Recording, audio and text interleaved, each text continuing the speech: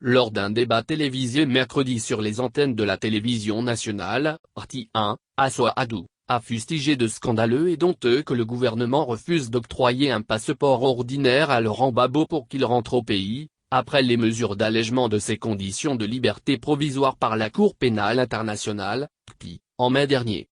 C'est honteux. C'est scandaleux. Chose plus grave. On refuse de donner un passeport ordinaire à Gbagbo Laurent. On nous dit c'est en traitement.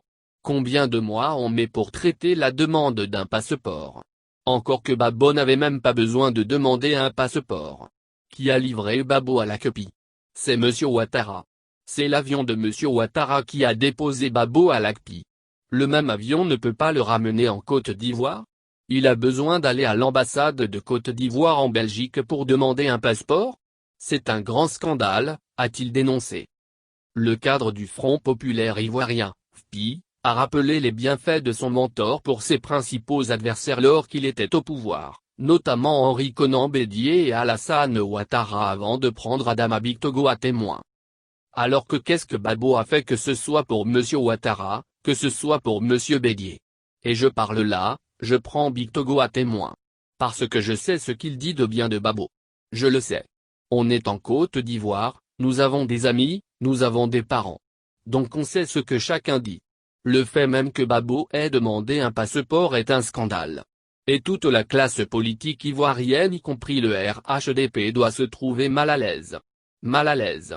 Parce que quand Gbagbo Laurent est arrivé au pouvoir il a dit, mes prédécesseurs, que ce soit Monsieur Ouattara, que ce soit Monsieur Bédié, ce n'est pas normal qu'ils soient dans des conditions de vie difficiles.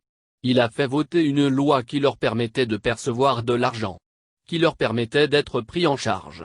Ils étaient en exil, Gbagbo les a fait venir en Côte d'Ivoire en leur demandant qu'est-ce que vous voulez. Chacun a dit ce qu'il voulait.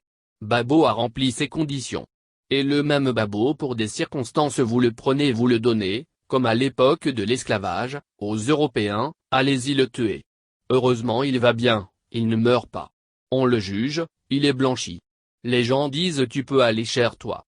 Il veut venir, on dit non, ta demande de passeport est à l'étude, en traitement. C'est honteux.